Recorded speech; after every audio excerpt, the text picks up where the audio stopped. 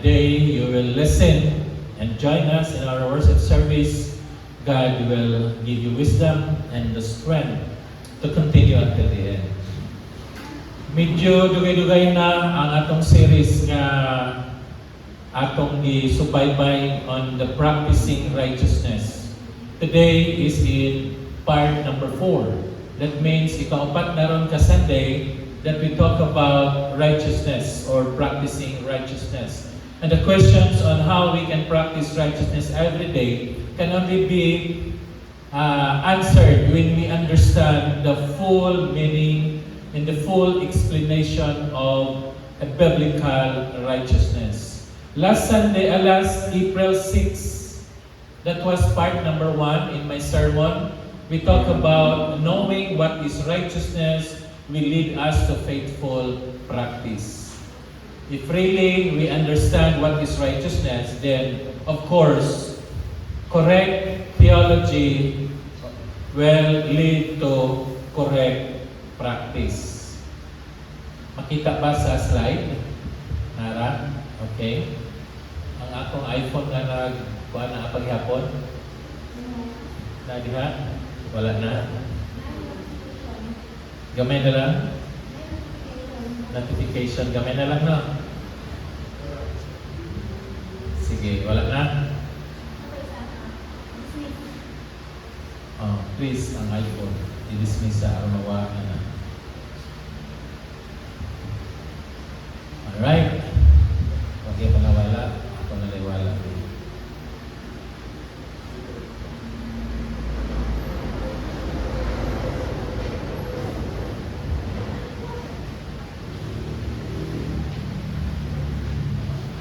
Then, we look at the biblical definitions of righteousness in Ephesians chapter 4, verse 24.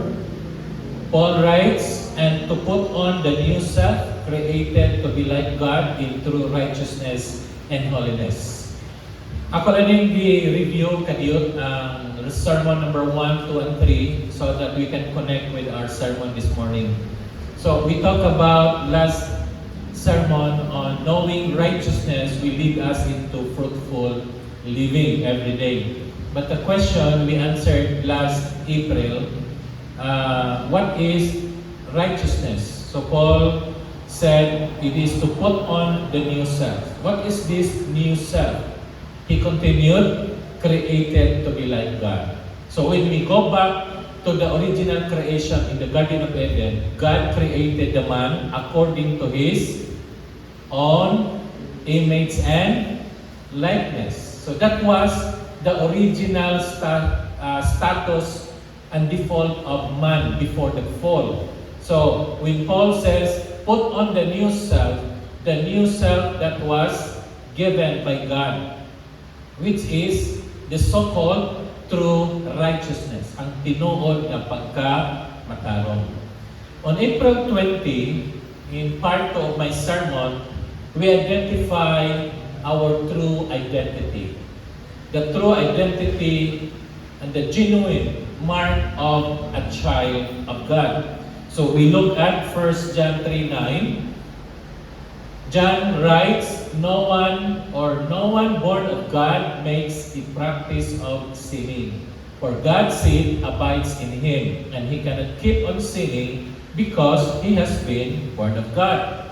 So to illustrate that, para dili mawala sa imong memory, mana siya i-picture out sa atong mind. When we say child of God, this child of God, if you are genuine, according to 1 John 3:9, we cannot practice sinning. Why? Reason? God's seed abides in us. Number 2, we cannot keep on sinning. Di ta pwede makapadayon. Why? Because we have been born of God. So this is the truth about the genuineness of the child of God. So dili na siya pwede makasala, di siya pwede magpadayon o pagpakasala. The reason? Because God's seed. Unsa man ang God's seed? The Spirit of God, the Word of God is in us. So kanimong spirit na ang Spirit of God, na din ang Holy Spirit sa inyong spirit, your spirit, which is the third part of the man, or the part of man, is no longer subject to sin. So balik ko na to, there are three parts of man. What are they? Louder? Body, soul, and spirit. Asa man karon ang God's seed, or the one that is born of God? The Spirit. Therefore, kung doon kay Spirit of God inside your spirit, tawag niya na born again spirit. Therefore, our spirit cannot and will not continue to sin. However, in verse 10, John continues about the identity of man before birth or before being born of God. Kung sa mayang default according to verse 10. According to verse 10, these people does not do what is right and does not love his brother. Tawag ani na of God. So we studied last April nga ang dili iya sa Dios katong wala naghimo og maayo o katong wala mahigugma sa iyang igsoon. So kung ikaw man ni igsoon, nga wala ka mahigugma sa imong igsoon, be it on your blood, affinity, or your neighbor, or in your workplaces, ay kabalaka kay mao na imong default that you are not of God. But pastor, nagsimba man ko, imura ng istorya, but the Word of God says, you are not of God. Why? Because you are not doing right and you are not loving your brother. In March 4, 2025, part 3 of my sermon, we define biblical righteousness. And it says, what makes the teaching about righteousness hard like strong meat? Ano kung maghisgot ka o righteousness, ano di man masaktan sa tanan? Anong lisod man nato i-comprehend kung iyong ka ang pagkamatarong sa Dios nga anaa sa tao. And it was illustrated like a strong meat, gahi nga pagkaon. Na kung maghisgot ka sa tinuod nga pagkamatarong, medyo lisod na to i-balance ang atong worldly wisdom with the wisdom of the Word of God. And why it is hard like strong meat? We studied, number 1, it is hard because our right standing with God has nothing to do with our unending works, but with the finished work of Christ. Nganong lisod man siya, nganong hard man sa sakton, like a strong meat, tungod kay ang atong way puas nga maayong buhat, dili na mao ang makahatag kanato og pagkamatarong, kundi ang buhat ni Kristo dito sa cross. Ato ning illustrate para ma-absorb sa atong hunahuna. Kung ikaw karon na kay visual nga hunahuna nga kung makakita ka, makadumog ka, di na mawala nimo, you picture out this righteousness. Righteousness is our right standing and not in our right doing. Ang atong pagkamatarong depende sa atong barog, dili nagdepende sa atong gibuhat. So may pasabot niya na.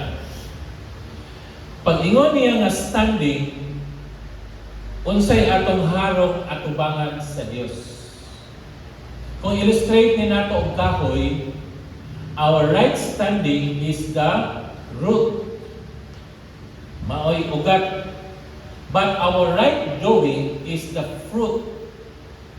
So asa may mas importante? Ang bunga or ang gamot? Importante ang gamot. Kay kung unsa ang punuan, mausap na ang bunga. And the Word of God says, by their fruits. It is also an idiomatic expression in our English. By their fruits, you shall know them. Pinaagi sa ilang bunga, mahibalaan kinsa sila. Kung ato na-illustrate po sa atong pamilya, kung kinsa ang ginikanan, mo reflect na sa iyang anak. Makita ninyo kung kinsa ang ginikanan, unsa ang ginikanan, pinaagi sa pagtanaw sa bata. Manang kasagaran ng mga parents, ma-pressure tungod kay buutan ng parents, pero ang anak, medyo buutan. Mauna nga maningkamot ang ginikanan nga mabuutan ka kay kung kinsa ra ba ka, mo reflect ra ba na nato? Dalawa ang depend. Pag first honor ang imong anak, kinsa proud kayo ang papa.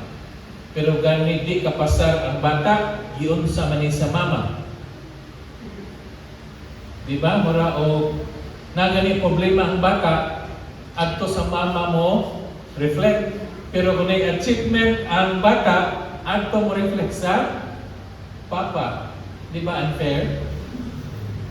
Pero kasagaran sa mga teachers sa DepEd, ingon anak, man ang papa kinahanglan mo tugyod mo musaka kay proud parents ang papa. Pero kung may problema ang bata, nga nang yun sa manibag matutok sa mama. And today, as an introduction, kay it will connect to our message today. This is part number 4, June 29. We'll be proceeding with our main topic about what makes the teaching about righteousness hard like strong meat. We studied already our right standing with God has nothing to do with our unending works, but with the finished work of Christ. Today, we'll see the number 2 reason. Why it is hard? Why it is like strong meat? Because our right standing with God is received by believing the gospel of grace and not by achieving, by observing the law. Ato sa aning tan-awon in a clear contrasts. Balik ko na to. Our right standing with God, unsay imong barog at ubangan sa Ginoo, ato nang nadawat pinaagi sa maayong balita. Dili tungod kay atong gibantayan kung unsa ang mga balaod na kinahanglan atong tumanon. Why it is hard?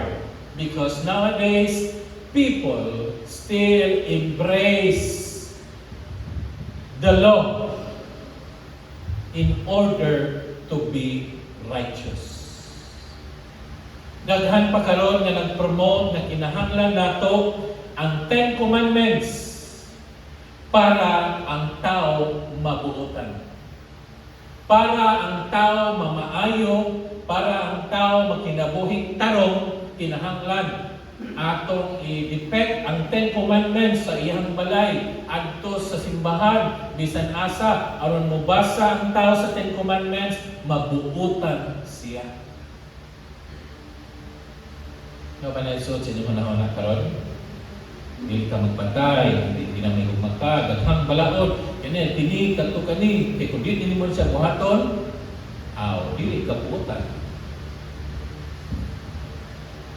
Not to achieve that law.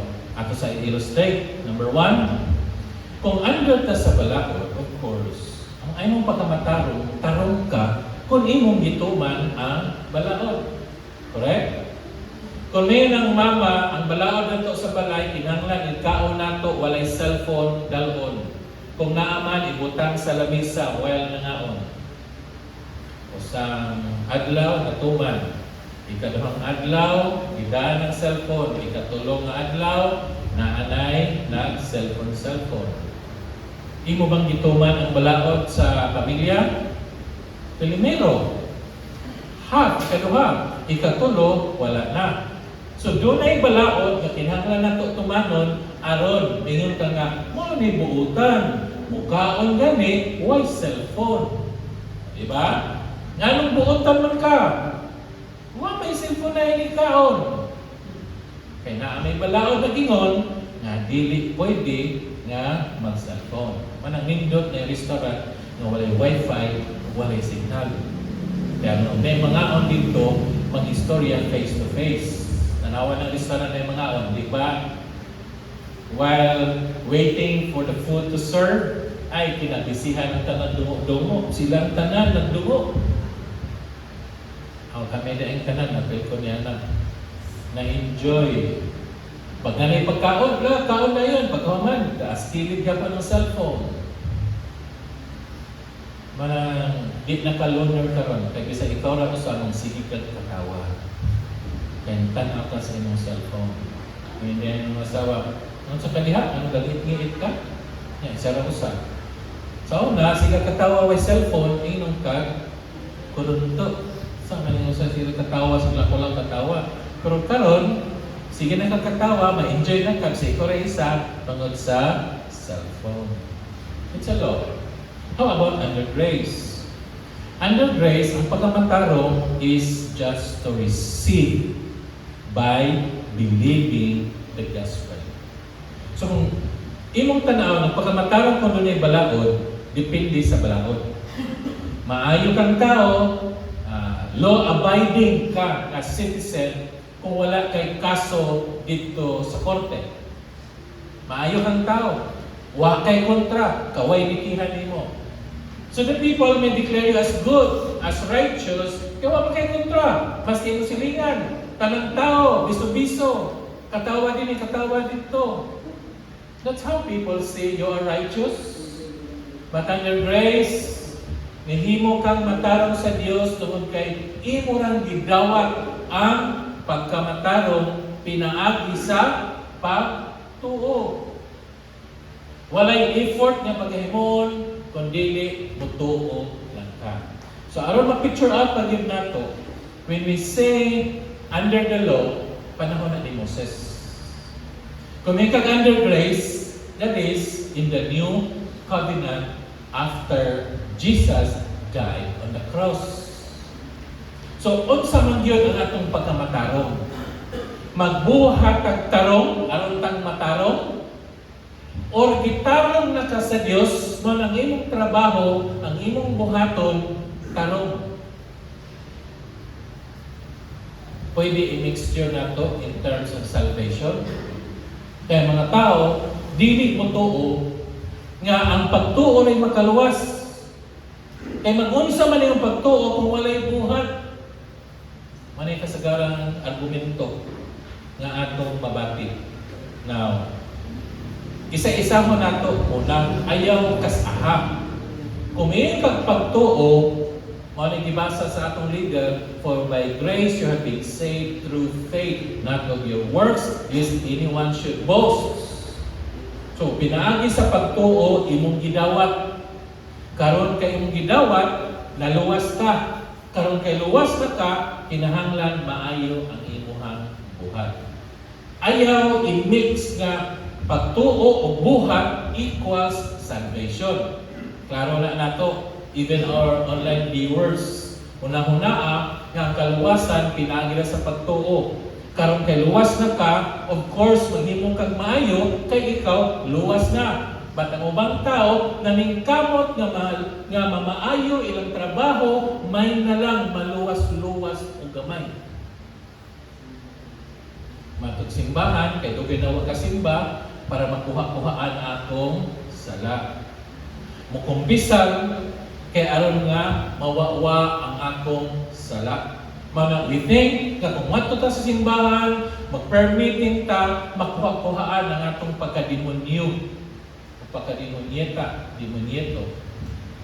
If you think like that, dili na mao ang tiingon nga righteousness din ang sa Ginoo. Let's take a look at Galatians chapter 3, beginning verse 2 to 9, on how do we receive the Holy Spirit. It is by works or by faith. Ingon si Paul to the Galatians, verse 2. This only I want to learn from you. Did you receive the Spirit by the works of the law? Or by the hearing of faith? At saan ang tumagon? Verse 2. Yun sa nato pagkadawat sa balang espiritu. Nadawat ba nato pinaagi sa pagsunod sa balaod or pinaagi lang sa pagtuo? Naminaw ka pagkahuman ihatagan ka sa pagtuo sa Dios. Iyan si Pablo. Are you foolish? Galatians? Having begun in the Spirit, are you now being made perfect by the flesh? Saan ng flesh? Flesh, that means following the law. Kay ang balaod, makita nimo physical, man nga kinahanglan, ma-justify ka base sa mata sa tao kay nagbuhat kag maayo. So the righteousness of others, maayo ni nga tao, ang magdi maluwas, maayo gud ni. So ang imong pagkaluwas nagdepende sa imong pagkinabuhi. Manay sabot sa uban nga mga tao. Manang kung magisgot kag pagkamatarong, lisod siya tungod kay naana sa atong hunahuna nga unsa wala ko pagkamatarong, nawa man ko nagbuhat og tarong. Because you do not understand that when you hear the word of God, God will give you faith to believe on Him. When you believe in Him, in Christ, you will be saved. Luwas na ka. So what? After that, mauna maghimo kag maayo kay luwas naman ka. Nagpadayon si Paul sa verse 5. Therefore, He who supplies the Spirit to you and works miracles among you, does He do it by the works of the law or by the hearing of faith? Natala si Pablo sa mga Galatia. Yun sa ninyo pagdawat, yun sa naghatag sa balang espiritu, naghatag og milagro sa inyo ha. Ang pagtuman mas balaod, aron kahatag ang milagro, kinahanglan ka kinabuhing maayo or makadawat kag milagro, kinahanglan ka magbuhat og maayo aron milagrohan ka sa Dios, or nakadawat ka sa milagro kay nagminaw ka sa pulong sa Ginoo o ihatagan ka pagtuo sa Dios. Now, Paul wanted to convey this truth to the Jews, referring to their father Abraham. Ang simbahan man sa Galatia, duha ka klase nga tao, Hudiyo ug mga Hintil. Kining mga Hintil, wa ni kalibutan may tungod sa Old Covenant. Wa ni sila kalibutan may tungod sa Old Testament. Manaksultihan sila, mutuo sila dayon. Pero ang mga Hudiyo, kabalo na sila sa Old Testament. From Genesis to Malakay, memorize na sa uban. Mana kung musulti si Pablo, kinahanglan musugod sa siya sinugdanan, arita ni Abraham. Just as Abraham believed God, and it was accounted to him for righteousness. Ino yung mga Hudiyo. Iyon sa pagkamatarong ni Abraham. Nagbuhat ba si Abraham? Nagtuman ba sa balaod? Nang wala pa may balaod sa una? Kinsay icon sa balaod? Di ba si Moses? Before Moses, walay balaod. Therefore, si Abraham, pag isaaran sa Diyos, tuo dahil sa Ginoo, gihimo dahil siya matarong. Therefore, in verse 7 says, know that only those who are of faith are sons of Abraham. Katurang doon pagtuo, mauray mga anak ni Abraham. Pangutana, kining mga Hudiyo, dito ba ni Abraham? Yes. Kining mga Hintil, dito ba ni Abraham? Yes.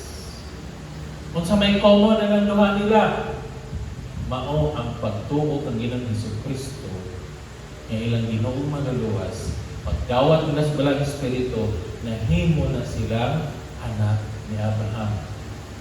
And the scriptures, for saying that God will justify the Gentiles by faith, preached the gospel to Abraham beforehand, saying, all the nation shall be blessed.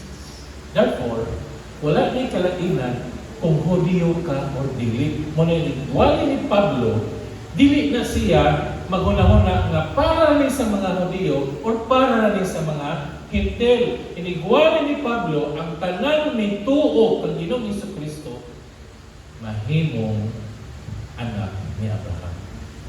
Beforehand, giingnan na siya sa Diyos si Abraham. Abraham, mahimo kang panalangin sa tanang nasod. Apil ba ang Muslim? Apil. Apil bang mga Afrikano? Apil. Negro, Pilipino? Apil. Si Abraham, wa pa'y balaod, wa pa si Kristo, giingnan ng daan. Mahimo kang panalangin sa pinagdaghanang mga tibuok kanasuran. Therefore, the uniting father for Christians and Muslims, si Abraham. Para kung magwali ka sa mga Muslim, ang atong baseline si Abraham. Maminaw na sila kay they claim that their father was Abraham. Kita sad ng mga Hintil, kung natin pagtuo, we are blessed according to the promise of God to Abraham. Verse 9, so then those who are of faith, pinsa man isang of faith, ikaw o ako, are blessed with believing Abraham. Say saan sa ni Abraham? Kinsay mo panalangin nimo, akong panalanginan. Kinsay mangaway nimo, akong awayon. Kinsay mo curse nimo, akong i-curse. Kung mag-away na ang Israel batok sa mga other nations like Iran, ang mutabang sa Israel, tabangan sa Diyos. Ang musuporta sa Israel, suportahan sa Diyos. Walang dili yun mapildi. Ang Israel, bisa pila pa ka Scud missile o mga ballistic missile na mungadto dito sa Israel because God promised to preserve His people, Israel. Mananganong si Trump, isog kayong balog para sa Israel. Kabaloman siya na ang mga Muslim countries lead. But when Trump stand at his feet with his faith also, he says, we will support Israel. How about the Philippines? Nag-support natin sa Israel? Are we praying during the 12 days war between Israel and Iran? Kung ampok mo para sa Israel, God will bless you because you bless Israel. We are one with Israel because our father is saying Abraham. Now, let's go to the New Testament, to the New Covenant. Who fulfills and ended up the law? Kinsa may na tuman sa balaod o kinsay katapusan na nagkatuman sa balaod. Romans 10:4, for Christ is the end of the law, for righteousness to everyone who believes. Kinsay katapusan o nag-fulfill sa balaod? Si Kristo. Therefore, di natapoy di mutuman sa balaod. So nga, maulagi na karon ang saon na ni nga ubang Kristohanon di naman mutuo sa Ten Commandments, di naman mutuo sa balaod ni Moses. Lahi man ang tuo o tuman. Klaro ba na? Nagtuo ba ka sa Ten Commandments o ang balaod ni Moses? Yes, nagtuo. Imo ba nang tumanon? No, dili. Manilitan siya. Kaya kumintag, di na mo tuo, di na ka mo basa sa Old Testament. That is not true. Atong basahon ang Old Testament para makasagot ka sa plano sa Diyos. Dili mo pasabot nga atong gibasa, atong tumanon. Kay pastor, kinalang ka mo sa imong gibasa, imong tumanon. Yes, akong gituman. Ngano, pag umala kong basa sa balaod, akong gituman na di na kumutuman ni anak. Kay ngano, gituman na ni Kristo.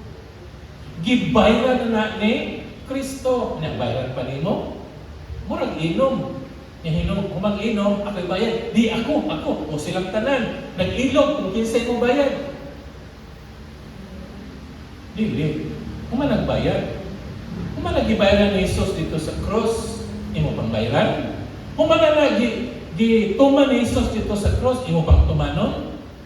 Di mo pastor kay Christian naman ta karon. So kung Christian na ka, naana kay Kristo, makatuman na ka sa balaod. Sahay ma-overwhelm ta anak nga sinultihan nato.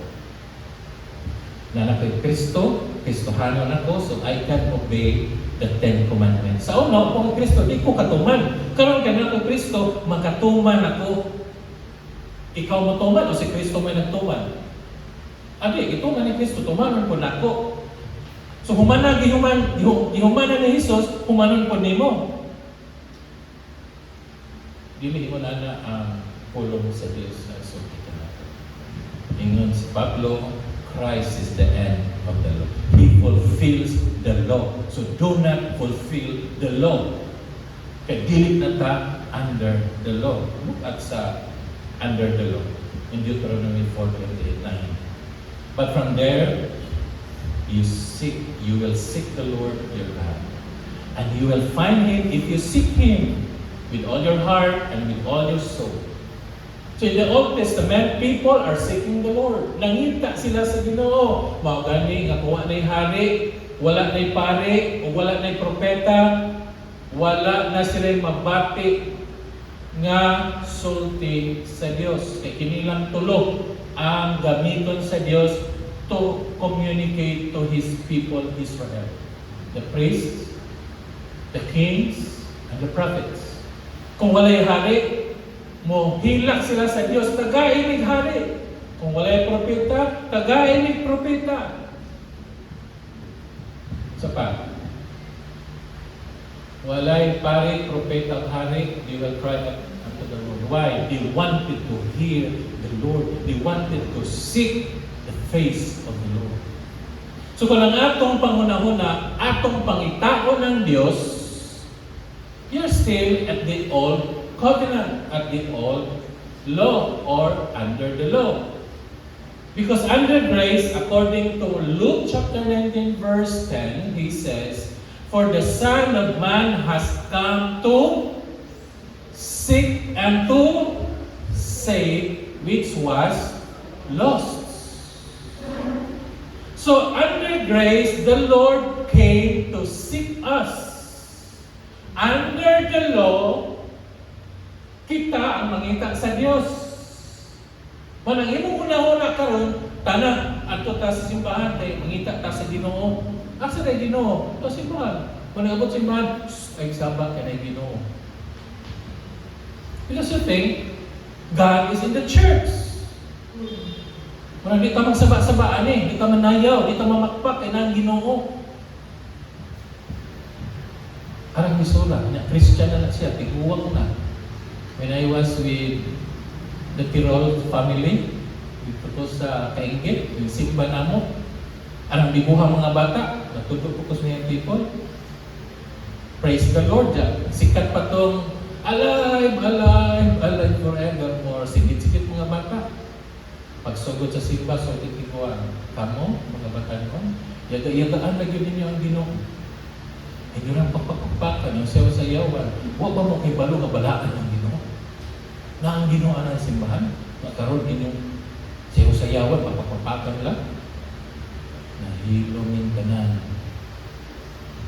Kay tiguang ng istorya. Anong isura? Ang iyahang Bible verse, Habakuk. Ningon si Habakuk, simbaha ang Ginoo, paghilom kamo, kaya ang Ginoo nasa simbahan niya. Manakanta ni sa baptist, ang Diyos niya sa simbahan niya, maghilom ang tanan. Pinapaturas mo? Why? Because din na ang Ginoo din pero mga kita, aron makakita ta sa Ginoo. Aron magami-gamayan ang atong burden. Diyos, mangita ang tao sa Diyos. That is the old covenant mindset. Pag abot sa under grace, ang Diyos may nangita natin. He came to seek and save the lost. Why? Is there anyone righteous? Nang nangita man siya sa nangawala? Sa Deuteronomy 6:25, ingon si Moses, then it will be righteous for us. Moses nang yun ha? Mahimo lang tang matarong if there is an if there. If we are careful to observe all these commandments. Kanawa? Si Moses nang ingon, mamatarong lang ka kung imong i-observe. Kung saan may observe? Tumanon, tanan, ng mga kasuguan before the Lord our God who commanded us. Nawa na sa Old Testament. Wala mismo. Mamatarong lang ka kung nagtuman ka sa 10 Commandments. Nagtuman ka sa balaod. Uwa ka ng tuman, matarong day ka. Well, that is true when we are living in the Old Covenant, in the Old Testament, under the law. But, ngayon ganhiman ang Diyos sa New Covenant, in the New Testament. Romans 3:10-11 says, as it is written, there is none righteous, not even one.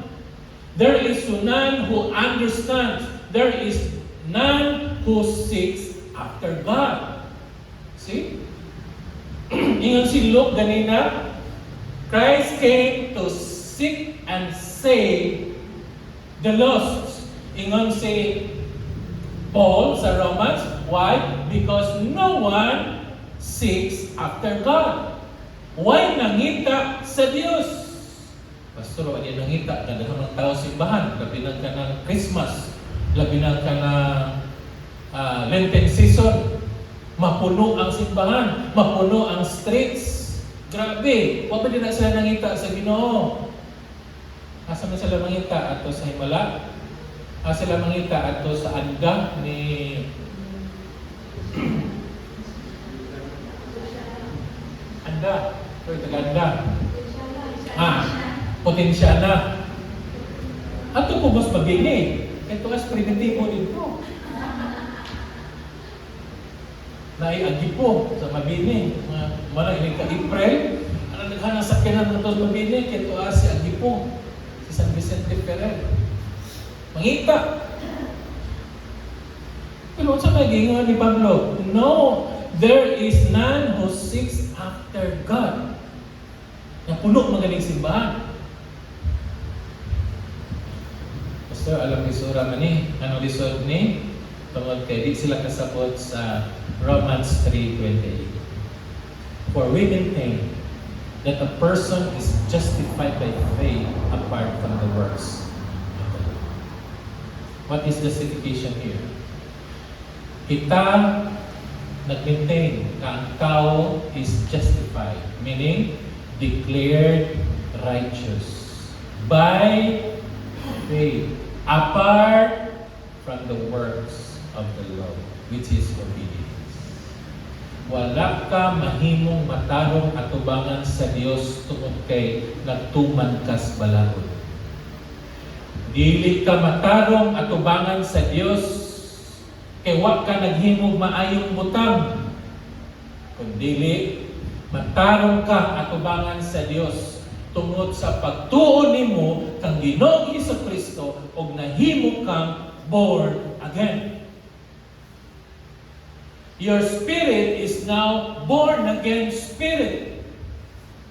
Therefore, that spirit, in the eyes of God, you are righteous. Whoever and whatever you are right now. Kung naalang si Kristo sulod sa imong kasing-kasing, gideklarar na ka sa Dios matarong. O niya, Pastor, wa man siya maghimong matarong. Ngano, ang paghimong matarong ba base sa imong buhat? O di noon po. Di na lang ko maghimong maayo. Mangawat na lang ko. Di ba? Magpakasala na lang ko. Kay matarong naman di ay ko. Kaya narabay lang gingon, once saved, always saved. So bisang pag magpakasala ko, luwas naman ko. Little knowledge is dangerous. Dangerous. Why? You do not understand what is righteousness. Kung matarong nakatubangan sa Diyos, buang makatubangan sa tao.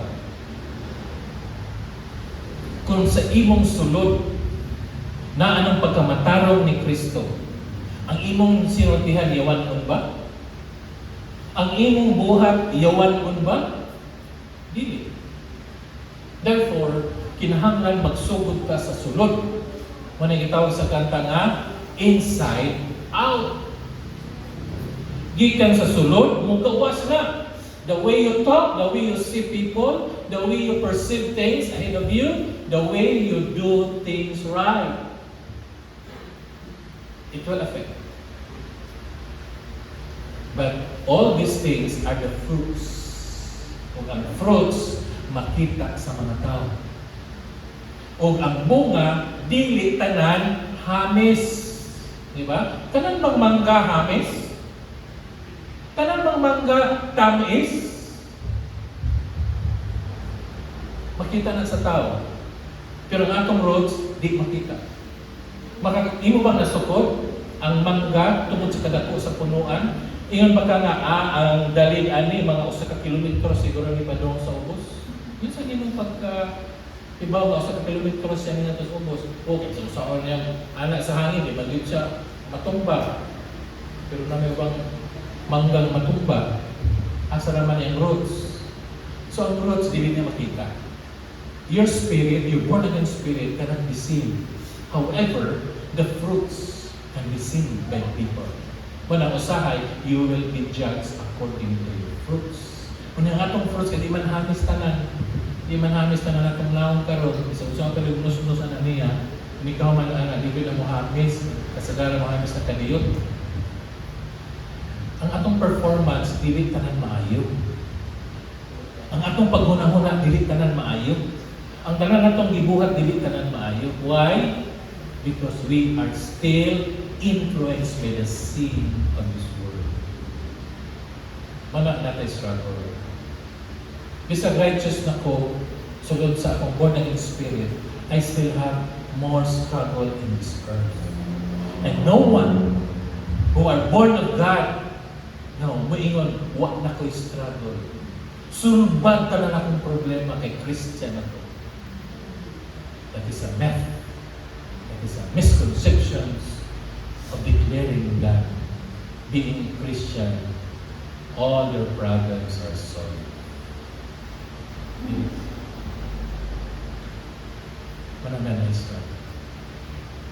I don't know your struggles right now. You don't know my struggles. But the fact is, all of us are struggling to be righteous in the eyes of God. But the truth remains that we are righteous in the eyes of God. Manang bubuan na to ang mangga, sprayhan na to ang mangga, para mangawa itong mga insects. As much as possible, we care for the plants para iyahang bunga is lumoy o tamis. That's our goal. But sometimes, mapijuros siya na akong performance. Sometimes we see, sometimes we do not see. Sometimes we perform, sometimes we do not. Sometimes we give, sometimes we do not. Manang ang ubang Christian ngayon, Christian life nato kuno is mutaas, muubos, mutaas, muubos. That is not the way it is. Christianity is 100% connected to God. Ang mutaas, muubos nimo ang imo ra ng performance. Manang karon, daghan ka. Sunod Domingo, gamay na po. Karon, nakakagtay. Sunod Domingo, gamay na sa. Hindi man sa permanente. Hindi po kamuta na. Ano man po nagdagan, mutaog, muhunas mo po. Diba? Ang kurente, mapaog, manaan na sa. That is life. Those are our struggles. But ayaw kalimti. that in Christ we are righteous. Amen? Let's say it again. In Christ, ready, go. In Christ we are righteous. Are you righteous? Amen. We are righteous in the eyes of God. In our standing before God, we are righteous, and God will see Jesus in us, not you and not me. Therefore, anyone who have been born again, who have Christ in their hearts, they are new creation. You are righteous before the eyes of God. Will you accept Him as your Lord and Savior? You wanted to become righteous, even if you are not in the eyes of man? Open your hearts. Receive Christ as your Lord and Savior right now. And I can assure you, if God chooses you to be His child, He will save you and make you righteous. Not because of who you are, but because of what Christ has done.